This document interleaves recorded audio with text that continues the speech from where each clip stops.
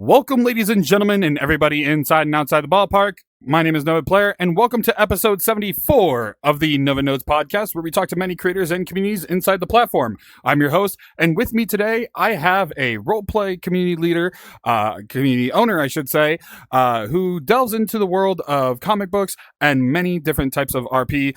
We have Nergana from the Ultimate Alliance VR Roleplay. Nergana, welcome in. Hope you're doing well. Hello, everyone. Thank you for having me. I'm very excited to be here. Yeah, of course. So, for the general listening audience at home, what exactly do you do inside of VR chat?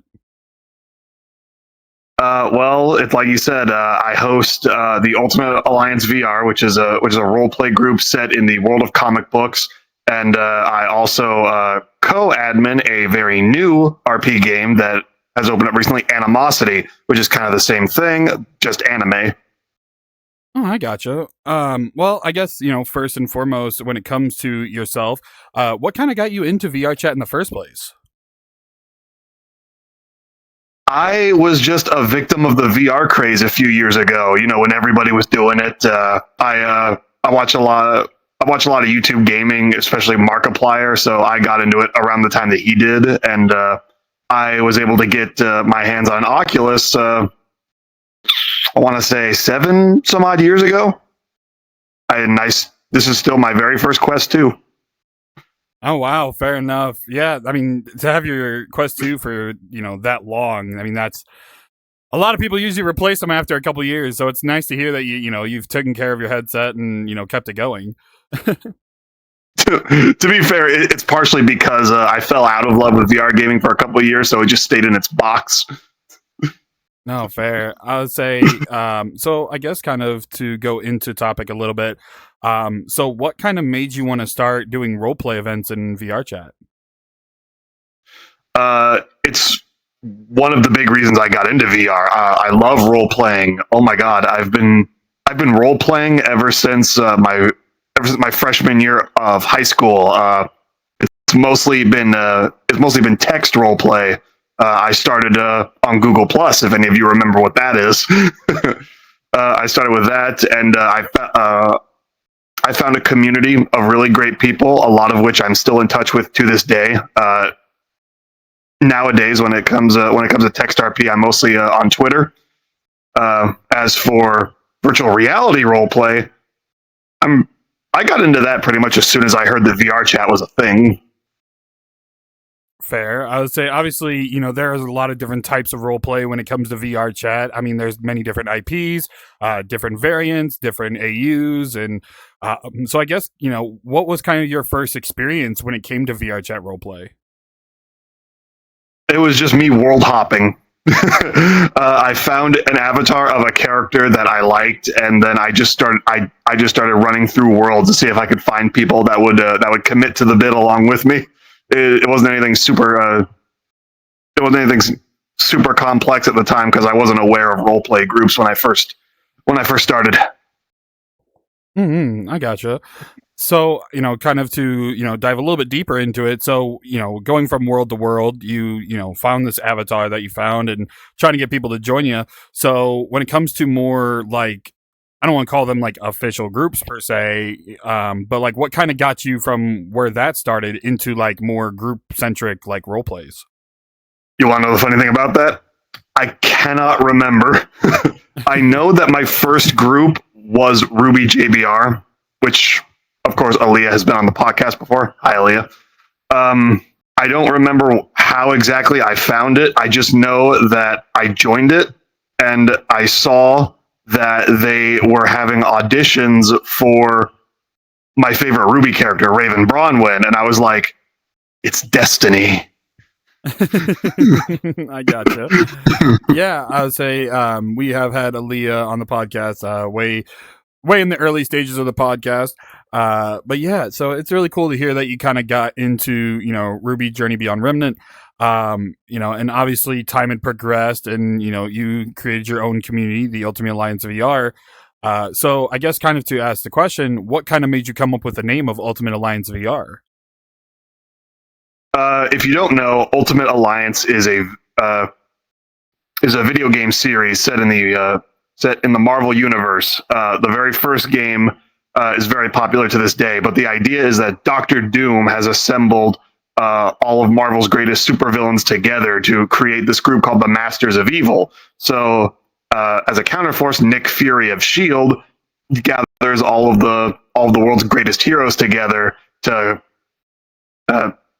come together and stop him. That is what would end up being called the titular Ultimate Alliance. What inspired me to make the roleplay group was just a very simple thought. It was just, why is there no comic book roleplay group? So I just decided I would make one. No, fair. And obviously, you've been doing a lot of sessions and stuff and, different events, and there's going to be many different pictures and, clips from your guys' events up on the screen. So I guess kind of to, go down the timeline. So what was the process for you, beginning to build Ultimate Alliance VR? I started with just a couple of interested parties that I knew would want to do it. For example, in Ruby JBR, we have a event planned. No spoilers, but let's just say we're going to be adapting a specific comic book character into the world of Remnant. So I knew based on that there was at least one person I knew who was interested in a comic book style role play. So I reached out to them to kind of get this group started. No, fair. And obviously, there was probably a lot of steps building up, with you and said other person, so, if we can go a little bit more in depth with it, kind of explain what the process was, once you and this other person were interested, kind of explain the process of how exactly you guys got started with your role play. So I did most of the heavy lifting for that myself. Just as soon as I knew that he was interested, I knew I'd have more than one mod working on this because I am a disaster when I'm working by myself. Because I fall in and out of love with things, so I like to know that if I'm not available, either physically or emotionally, I just don't want to be there, that there will be someone there to pick up my slack. So I never try to go into things alone. But that said, once I have an idea, I will go all into it at the time. So as soon as I knew I had someone who I could rely on, I started advertising right away. I created the Discord server, made all the channels myself. I set all that up, the roles and everything. Then I just got into my headspace, created a big wall of text, and I started spreading it around across other Discord servers that I knew about, namely VRC role players, and of course Ruby JBR itself, to see if any of those players would want to be a part of this game. I'm also part of another group called Project Nexus, which is basically Super Smash Bros. Brawl Subspace Emissary, but for all video games. I advertise there as well because I know there's a lot of people who would be interested in this kind of thing. So mostly I spread my word across those three Discord servers: VRC Traders, Ruby Journey Beyond Remnant, and Project Nexus. I did that, and I ended up getting a lot of interest. So we were able to start doing sessions literally, I think the first week after I created the Discord server. Oh wow. No, I mean that's fairly impressive. Because usually, with a lot of role plays, usually it takes a little bit more time. So it's kind of cool to hear that you guys got started so soon. Oh yeah, I am the fly by the seat of my pants sort of person. The plot we are literally coming up with on the fly, every session. We're literally making it up as we go because I believe in player freedom, and a lot of the problem that I have seen with some of the other roleplay groups I'm in is that sometimes things can feel a bit too tightly scripted. So I prefer to go more freeform so that it feels like my players' choices have more weight, like a D&D campaign. Yeah, I was just about to say, yeah, it seems more of a it's been so long since I played D&D, and I know a couple of my friends are going to rail me probably in DMs that I'm going to fail to mention it. But it definitely seems like a kind of choose your own path, D&D style roleplay, which is really cool. So I guess kind of to go into your events in particular, because obviously there are, to some extent, there are some, themes and stuff that go into your role plays. So what are some of the themes that you've kind of gone through when it comes to your events? The biggest theme so far is war. So if I can briefly cover the overall plot Sure. of this game. So the idea is that two of the greatest villains from Marvel and DC, namely Darkseid and Thanos, have engaged in an intergalactic cosmic war that split reality apart, and so the multiverse is in a very fragile state of being, which is what allows all these different characters from different worlds, different continuities, to be able to interact. And every world is in some kind of turmoil. So if any of you have ever played Fate Grand Order, the idea with that game is that human history is on the verge of going extinct. The reason for that is that there are these singularities, which are key events in human history, where something has drastically changed, which is causing massive shifts in human history. I did something very similar with this game, except it's alternate worlds that have deviated so much from the proper timeline of the worlds that they're set in that it's causing tears and ripples in reality that will eventually spread out and consume everything until it's all gone. So the goal of the party essentially is to go into these worlds. There's 6 major worlds, one for each Infinity Gem. That's right, the Infinity Gems are playing a big role in this. And they have to correct all these anomalies before it tears the multiverse apart. So, and every world is in some way in some kind of a warfare or turmoil. So that's why war or tragedy is such a huge theme. Yeah, no, of course. That's pretty on par with a lot of comic books and, everything else. So this is kind of an off-topic question, but for someone who is doing, comic book character like role play and, superhero-esque role play, I guess kind of one of the bigger questions, do you use any source material when it comes to like your role plays and like how you do things, or is it strictly more based on the people who play it? When you ask me if I use source material, what do you mean exactly? Like, do I take inspiration from certain plots? Yes. Like, do you take a lot of the things from the actual like canon material and then transcribe it to your role play, or is it kind of like a more free-esque style?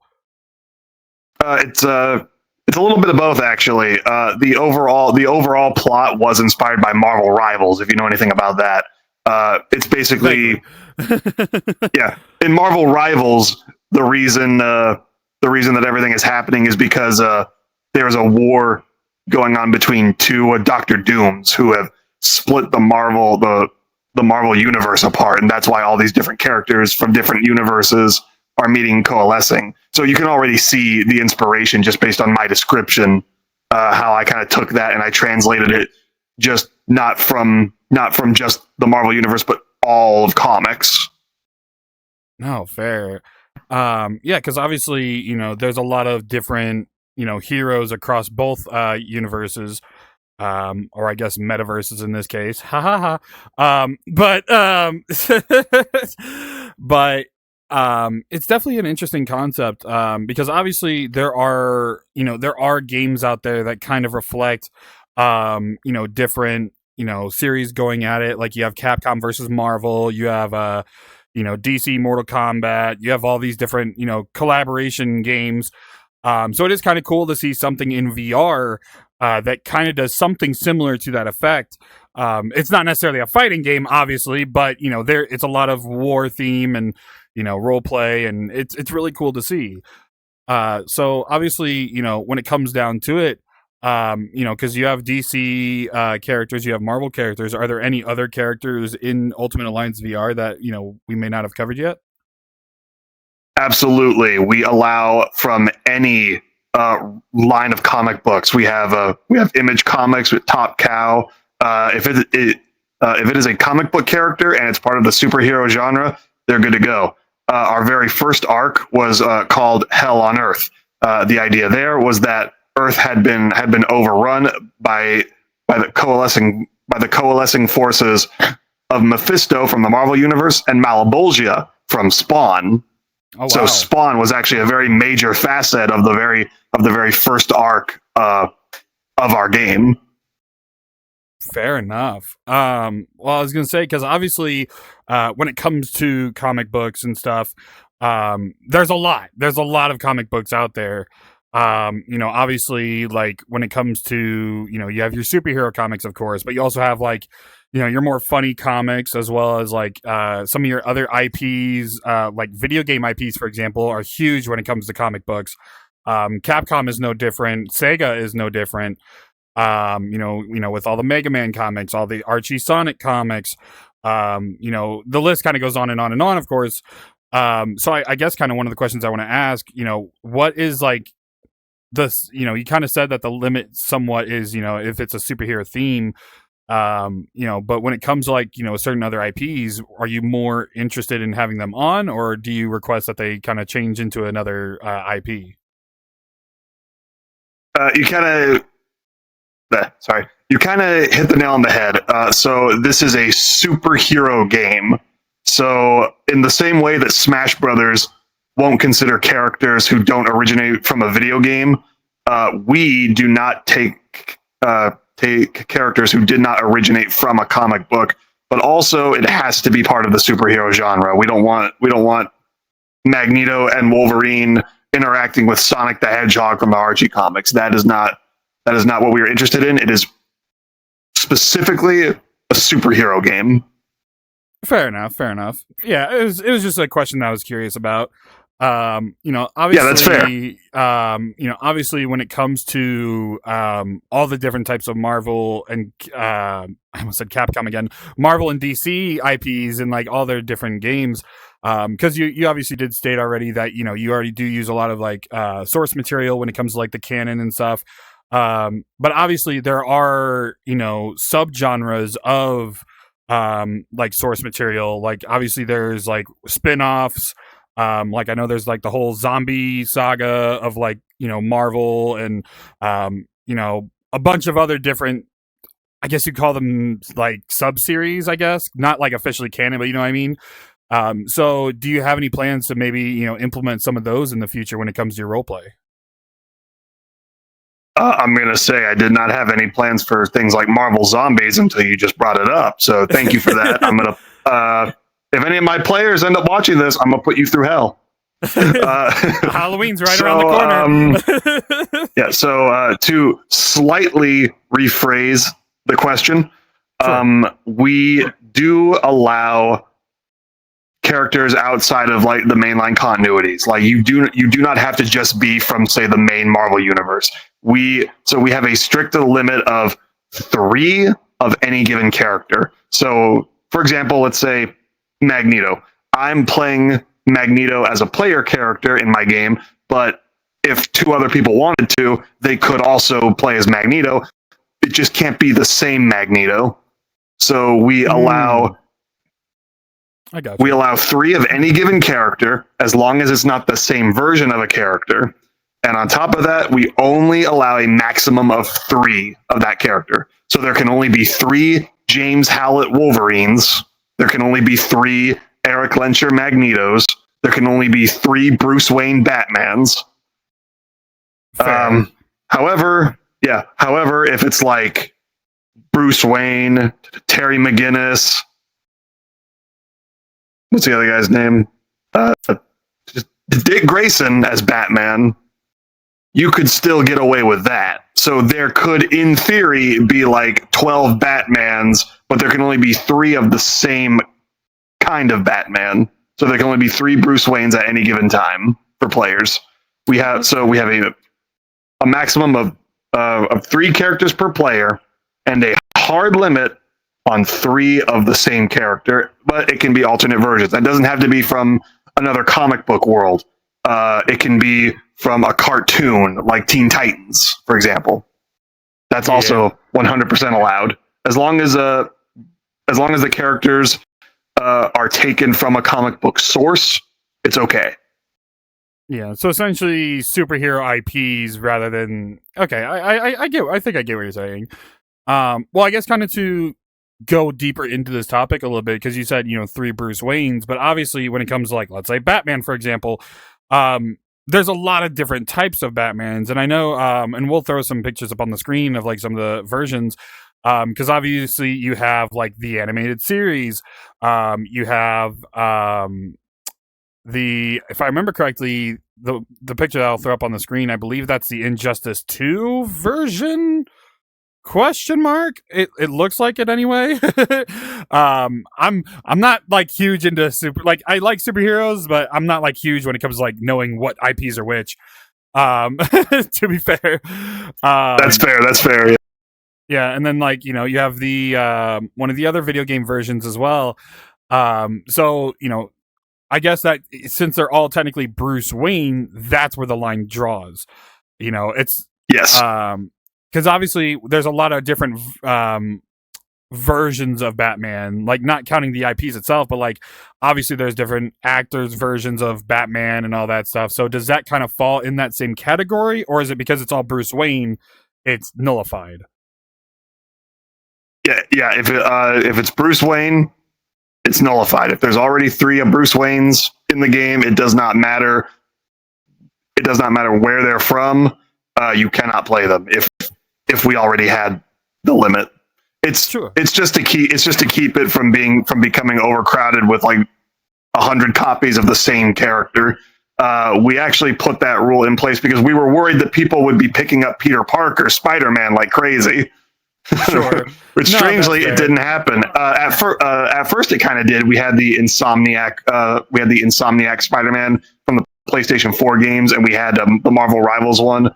It never went beyond that, though. We were surprised about that. I would say, obviously, there's so many different variants when it comes to, characters and stuff. So it is kind of cool to see that, like, you guys do explore multi-versal, like, options when it comes to having your characters, as well as having a proper limit when it comes to that as well.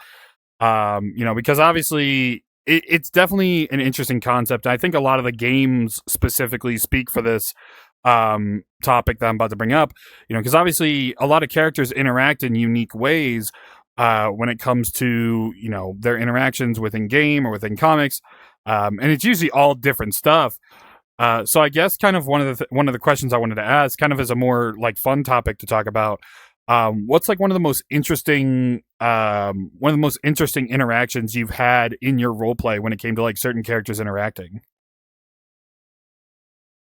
So the owner of the Smash Bros. Brawl style game that I told you about is also in my game as a player. He plays Gambit.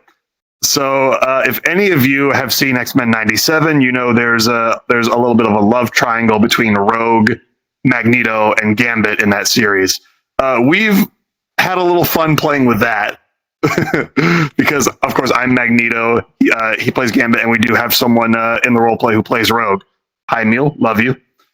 So we played with that a bit just for the fun of it. And we had an interaction where we had to go to the Marvel Universe's Norse hell. So we had to interact with Hela, and we do have a Thor in our party.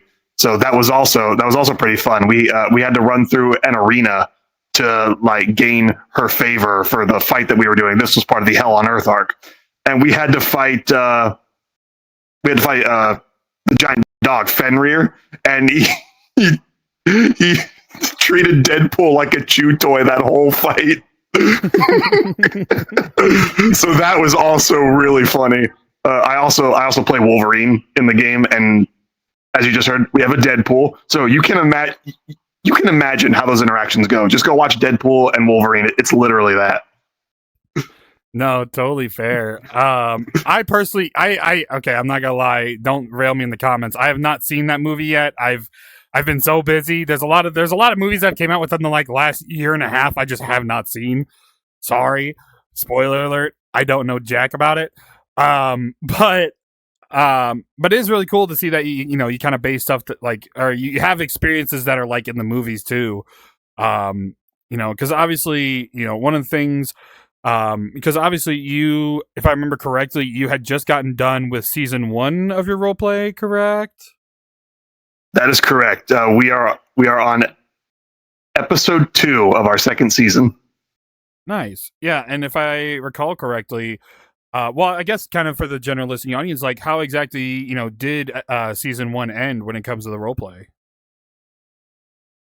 So a lot of it came together while we were making plans for the finale. So we climbed a giant castle up to the domain of Mephisto and Malebolgia, and the party were forced to fight them. And after they started to gain an edge, one of our original character NPCs revealed their true plan. They were a servant of Dormammu, and once Mephisto and Malebolgia were weak enough, she consumed their essence into her body and used it as a vessel to resurrect Dormammu. So the season ended with a final battle against Dormammu, who had the combined strength of 2 demon gods.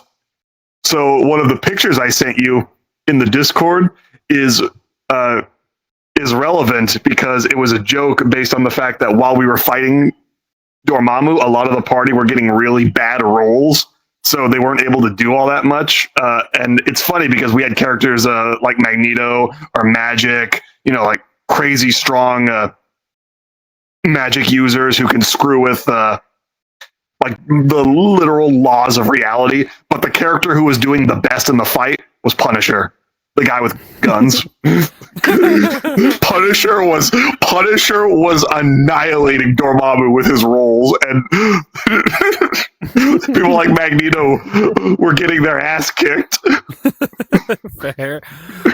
Well, I guess that kind of brings up another question. So, obviously, when it comes to your roleplay, a lot of roleplays run their sessions differently.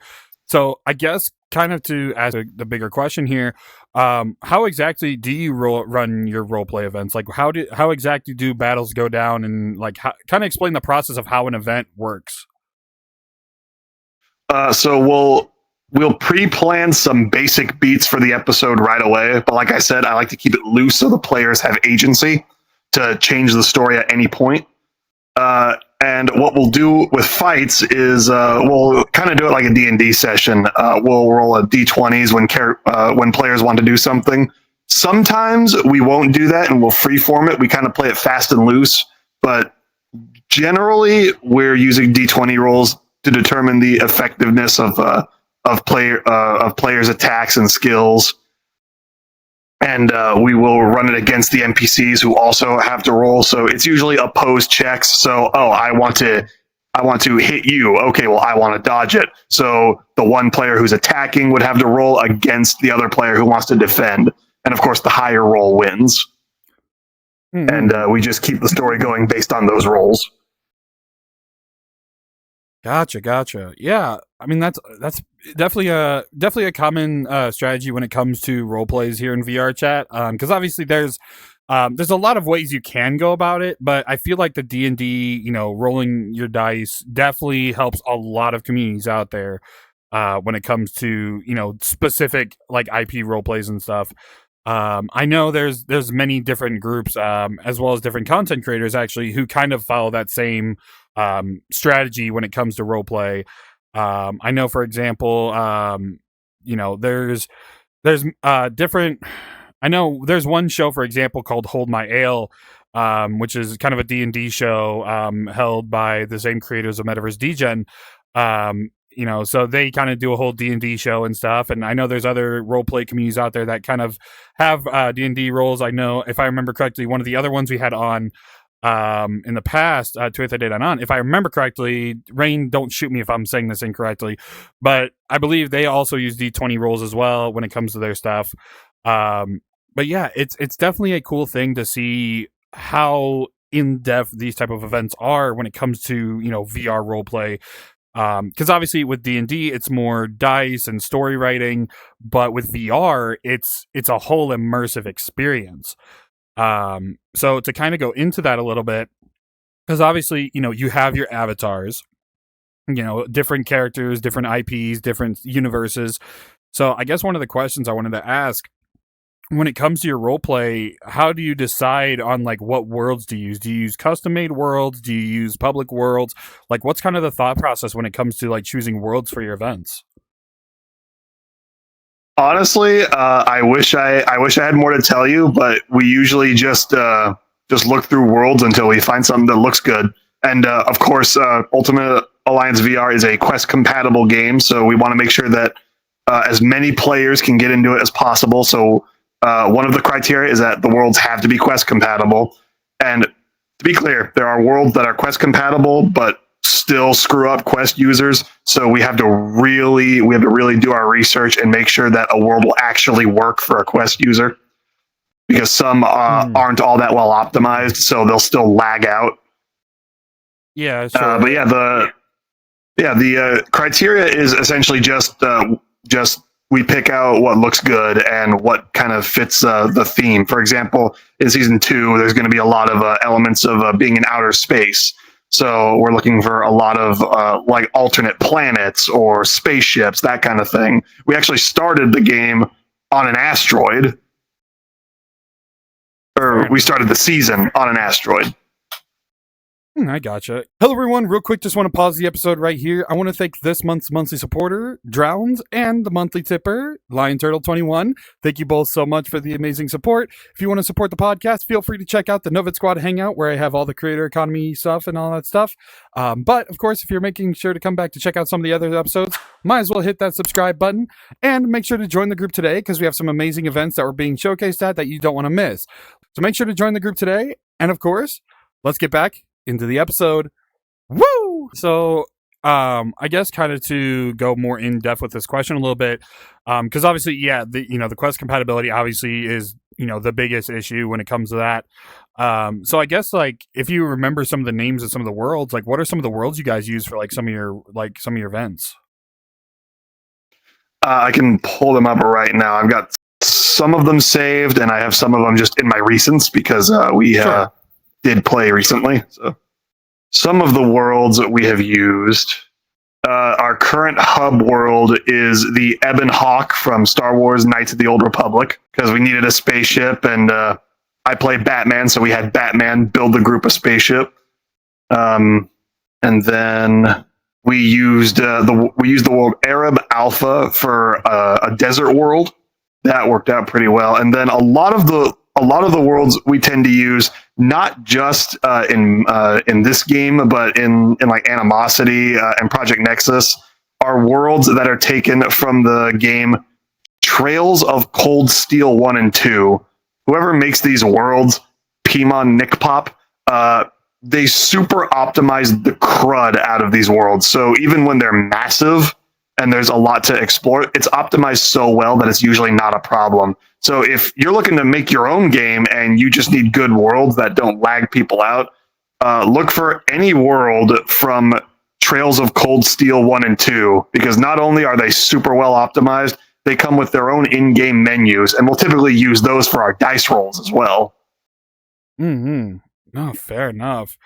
I mean, that's really cool that you have so many different worlds at your disposal, that are publicly made by these creators. But yeah, no, I'll say, because obviously when it comes to VR chat in its entirety, it's a world of infinite possibility, because obviously there's hundreds of thousands of different avatars, hundreds of thousands of different worlds, so it's always a infinite possibility type of situation when it comes to everything.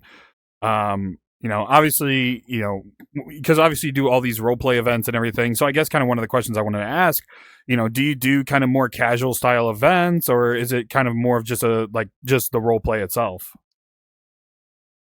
So far, it's just been the role play. We haven't done any casual events yet, mainly because I'm just really bad at organizing things like that, and I could not keep a consistent schedule to save my life, so I would need other people to help manage that for me.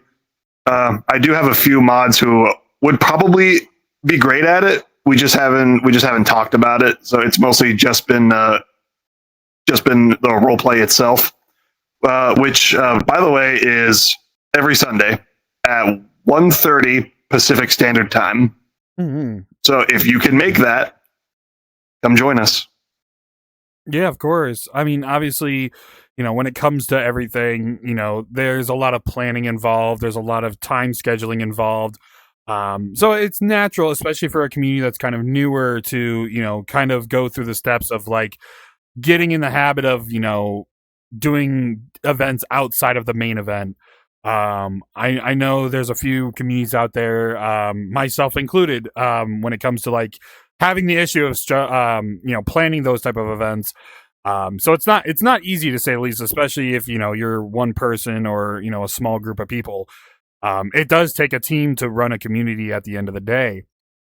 So I guess kind of to deviate off of that a little bit, there's obviously a lot of things when it comes to VR chat, and overall getting people included when it comes to your, role play. So I guess kind of one of the questions I wanted to ask, because you actually did exhibit at Project Fest 2025, so when it comes to like, getting your names out there and stuff, what are some of the ways you guys have like promoted your role play and like got your names out there, like inside of VR chat specifically? Well, actually, just yesterday, I was doing some of my aforementioned world hopping, where I just went around looking for worlds because I was bored and I just wanted to see if I could find some people who'd be willing to do some role play.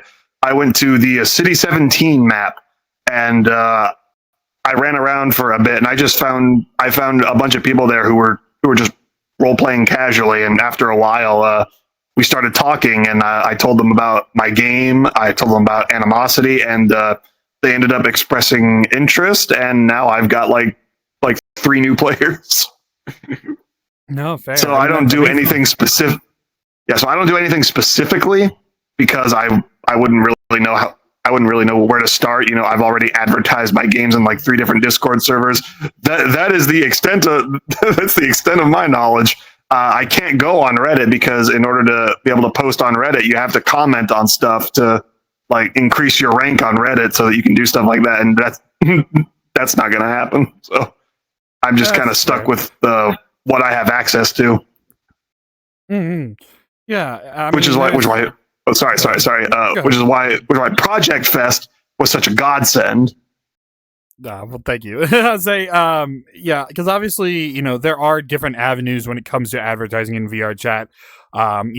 Between, going to these festivals like Project Fest or, Virtual Market or for Harvest Audio or any of the other big events around VR. There's also advertising in worlds that, do advertising slots. There is a lot of opportunity when it comes to that. It's just a matter of where to find them and how to go about it in a proper sense. Yes, if I can be allowed to cut you off for a second, I did just remember something. For anybody who knows, have you ever heard of Magic Chatbox? Yeah. Yeah, so it's a little add-on that you can get for VR chat. You connect it, and then a box will appear above your avatar's heads for anyone who has HUDs enabled. For me, whenever I have it on, it usually says, ask about my RP group. So that's another thing I do. It's like free advertising without having to say anything. I just go to Worlds, and hopefully they'll see that and it'll catch their interest. Yeah, fair enough. I would say, yeah. I mean, there's definitely I have a love-hate relationship with Magic Chatbox. Like, if I'm AFK, like if I'm busy working on something and I'm AFK, I'll have stuff on my head at that point. But normally, I have such a love-hate relationship. I love the asset. They did an amazing job when it comes to the asset, but it gets abused very easily for a lot. Absolutely, I can see the potential. Yeah. Nothing against the creators of OSE Magic Chatbox. It's a great tool, and it's, when used correctly, it's used for a lot of good. I do remember at the VRCA Awards this past VRCA Awards, they were like, "We're sorry, we're sorry for everything," but it was kind of a funny thing. But that's cool. I would say definitely, because obviously when it comes to advertising, there's many different means, like as I was saying, when it comes to like the festivals and advertising in places, but there's also, if you know how to do it right, one of the biggest things, and this is a good option for anybody who's interested in, learning how to do this type of stuff. So I don't know if you're familiar at all with VRC Fury, It's essentially a tool with, for those that may not know, it's a tool that you can put on the VRChat SDK to kind of help with certain things when it comes to uploading your avatars. One of the biggest things that I always recommend, and as long as it's Quest compatible, you can put assets, droppable world assets on your avatar, and it'll automatically. There's some good tutorials out there when it comes to this, so I'm not gonna go like too into detail about how to do it. Just go look up VRC World Drops, and you'll find it on YouTube or TikTok or wherever you're well, this podcast isn't on TikTok, but you get the point.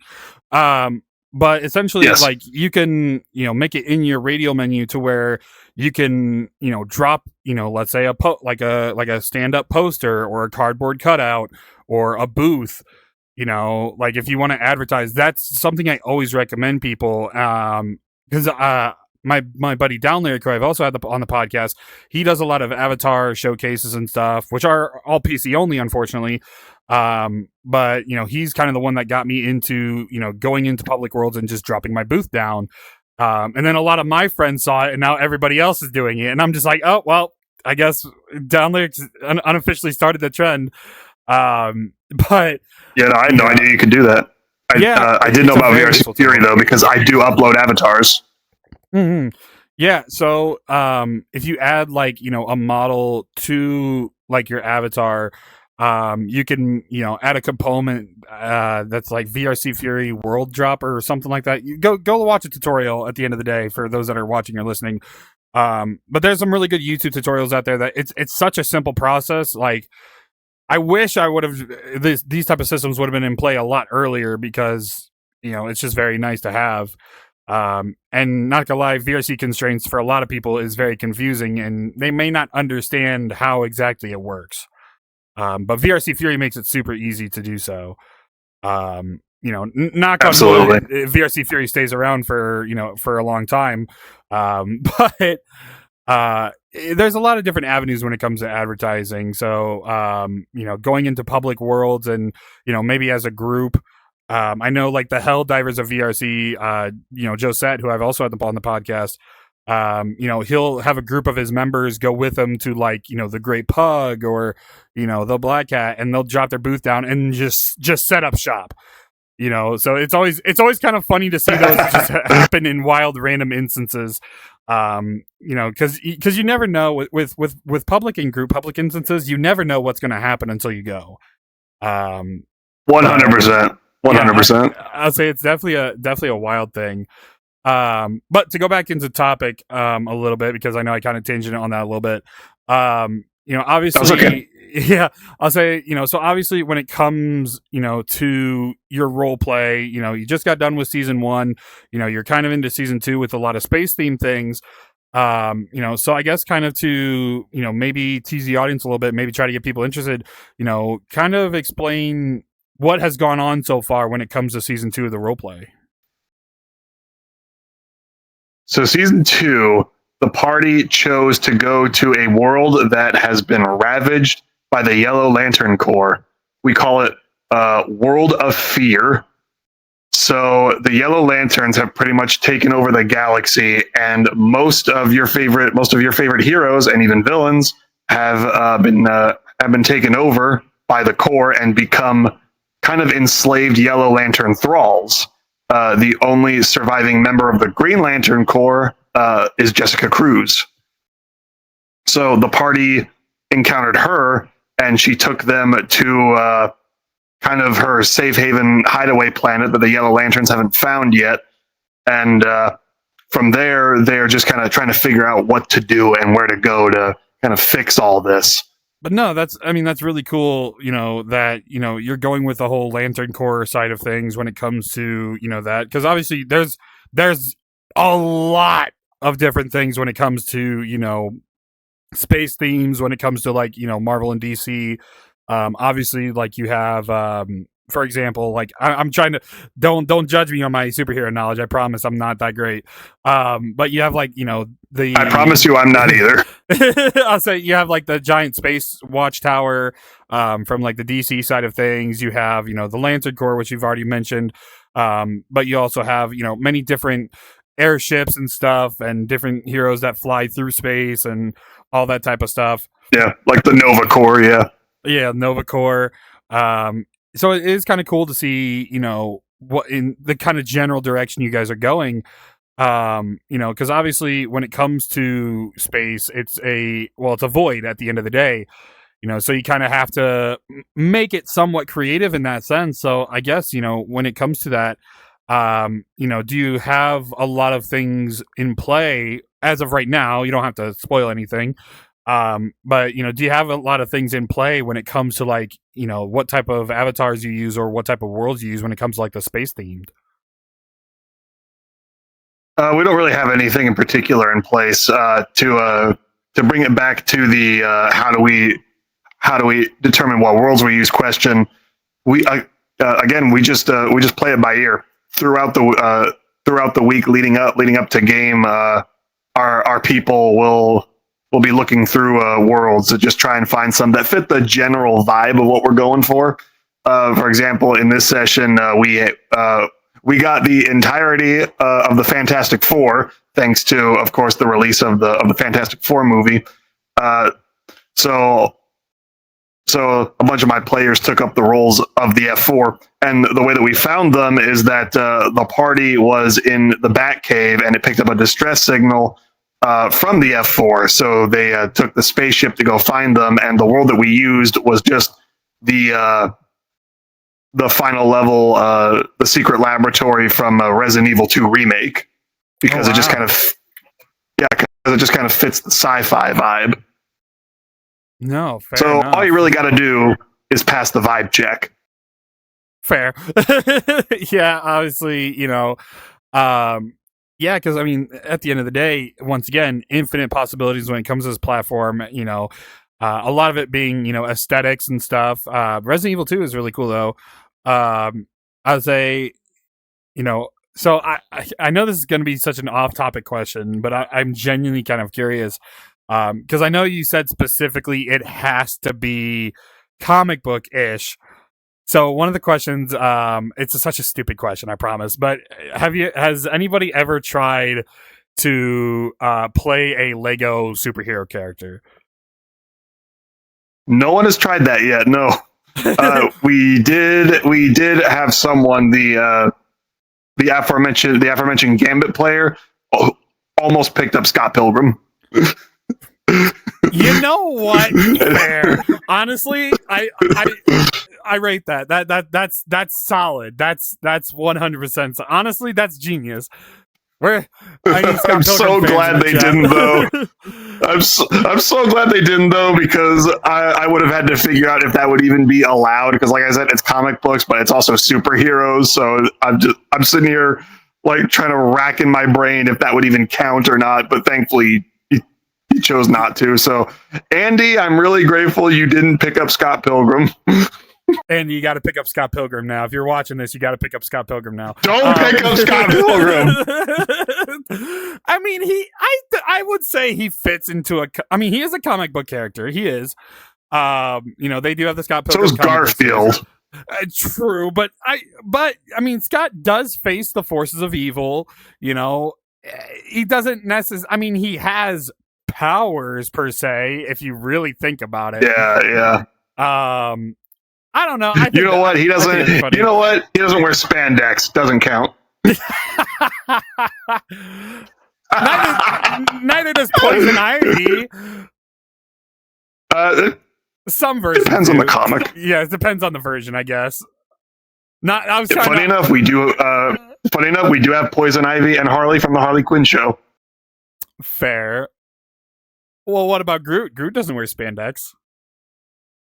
That's true. Groot is naked, so what do I know? However, I will mention we don't have a Groot. Oh, there you go. If anyone's interested in playing Groot, you should definitely hit them up. But do it. But yeah, that's what's up, man. Well, yeah, I was say, obviously, when it comes to Ultimate Alliance VR, there's obviously a lot of aspects, because you guys are a newer role play when it comes to the scene of role play. So definitely kudos to you guys for going as far as you guys have so far, because it is very hard. I think we as a platform can agree. When it comes to role plays specifically, there's a lot of different role plays out there. Some come and go. Unfortunately, that's just how it is sometimes. So definitely, hope to see you guys, more in the future, and definitely see more progression from you guys when it comes to your guys' stuff. Absolutely, and I'm definitely looking forward to next year's Project Fest. Yeah, absolutely. Well, we gotta get through the rest of this year first, but but yeah, no, I was gonna say, kind of one of the last questions I wanted to ask in that regard, before we call it here and done. So obviously, when it comes to everything that you've done so far, when it comes to the role play side of thing, what's kind of a piece of advice that you can give to anybody who's maybe wanting to start a role play, or maybe start, some type of community based around like superhero IPs? I would give them the same advice that inspired me to not only make this, but also start my own YouTube channel. And this is a quote from one of my favorite characters. I'm sure as soon as I say it, you'll know. Nothing starts until you take action. If you have time to worry, then run. Don't think about all of the reasons why you can't do it. Just start. It's not going to happen unless you start taking the steps. Hmm. No, I mean, very sound piece of advice right there. But yeah, no, I'll say, Nergana, thank you so much for coming on the podcast and, telling us a little bit about, Ultimate Alliance VR and some of the other things you do. Absolutely. Thank you for having me. It's been great. It's been great talking with you. Yeah, of course. Before we do end things off, I do want to give you a spot to kind of tell the people where they can find you in your community, any links you want on screen in the description. But yeah, feel free to take it away and tell the people where they can find you. So we do have a Discord server. There should be a link to it in the description of my group, which of course is Ultimate Alliance VR. You can just search it up in VR chat. You should be able to find it. There will be a link to our Discord server, and if you want to get in touch with me, my Discord is it's official 7898.